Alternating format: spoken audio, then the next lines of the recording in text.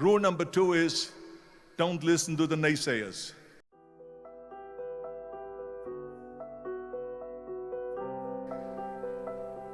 Don't listen to the naysayers.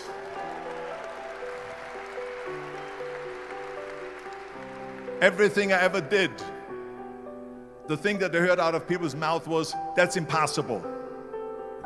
That can't be done. Or no. I remember when I wanted to be a bodybuilding champion, including my parents and everyone else around me, said this is impossible. Why don't you become a ski champion? That's what they do in Austria. Or a bicycle champion, they do some track and field. You can't be a bodybuilding champion. That is exactly what I heard, and of course I proved to the people that it can't be done. So whenever someone said to me, it can't be done, I heard it can be done. When they said no, I heard yes. And when they said it's impossible, I heard it is possible. Because I am a strong believer. I'm a strong believer of what Nelson Mandela said, that everything is always impossible until someone does it. Well, I'm going to be the one, I said to myself, I'm going to do it and I'm going to show it to them. Maybe it has never been done before. That's perfectly fine with me. But I'm going to do it. And I did not listen to the naysayers. The same was also when I went into, not just in bodybuilding, they said no. When I wanted to come to America, when I wanted to go to America, they said it's impossible. There's no money that you have to fly even over there. You have no money when you go over there to live with. And what do you think? They're going to wait for you? They have plenty of big bodybuilders over there. It was all no, no, and it can't be done. It's impossible.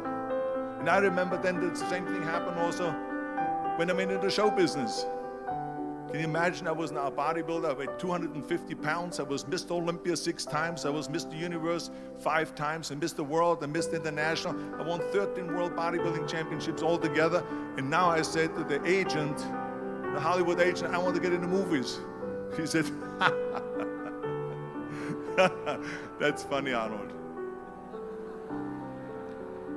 I asked a studio executive, I say, I want to get into movies. I want to be a leading man. He started laughing. So they all say it's impossible. I said, why is it impossible? He says, because look at how big you are. You weigh 250 pounds. Hercules bodies and muscular bodies weighing 20 years ago.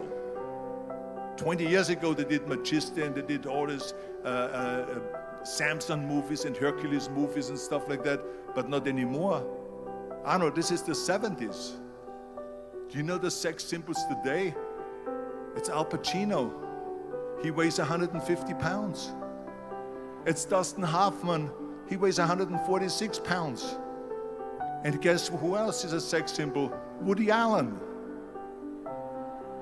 So imagine they're telling me now that those are the new sex symbols. So therefore forget about it. And then they told me, says, and your accent, even if you reduce all your body weight and everything and have a normal body, your accent. I said, your accent, I mean, it will go give people goosebumps. With the German accent, it will get people the creeps. They will get scared. He says, no one in Hollywood ever has become a leading man that had an accent. Doesn't happen. People in America want to hear their actors talk like John Wayne, or like Burt Reynolds, or like Clint Eastwood. Not like someone on Hogan's Heroes or something like that. Some Nazi movie. This is the kind of stuff that they heard. They said, no, you see, it's impossible. And plus your name who can pronounce Schwarzenschnitzel or something like that. No one can pronounce that, so forget about it, Arnold. This is the kind of thing that I heard. Imagine, you go from studio executive to studio executive, from agent to agent, from manager to manager, and they all said exactly the same thing. Now that's very encouraging, isn't it?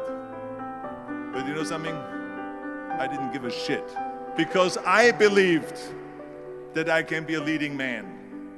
I believed that I could be another Clint Eastwood or another Burt Reynolds or not a Warren Beatty, or whatever those characters were, Charles Bronson and so on. I believed that I could be those people.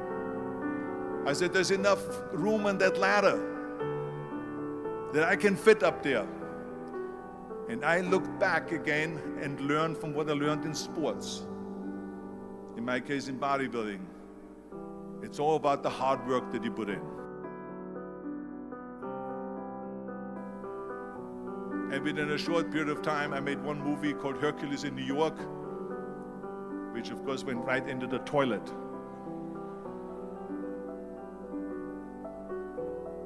But it didn't discourage me. I still had the same vision. And then all of a sudden I did Streets of San Francisco. I did Stay Hungry and Pumping Iron and The Villain. And then all of a sudden I was asked by Dino De Laurentiis and by Universal Studio, biggest studio, to star in Conan the Barbarian. And after I did Conan the Barbarian, the director at the press conference said to the press, the director was John Milius, he said to the press, if we wouldn't have had Arnold, we would have had to build one. So all of a sudden, my body became an asset, not a liability. And the same thing was with Terminator. After we were finished filming Terminator, Jim Cameron said to the press, if Arnold wouldn't have had that accent and talked like a machine, I think the movie wouldn't have worked.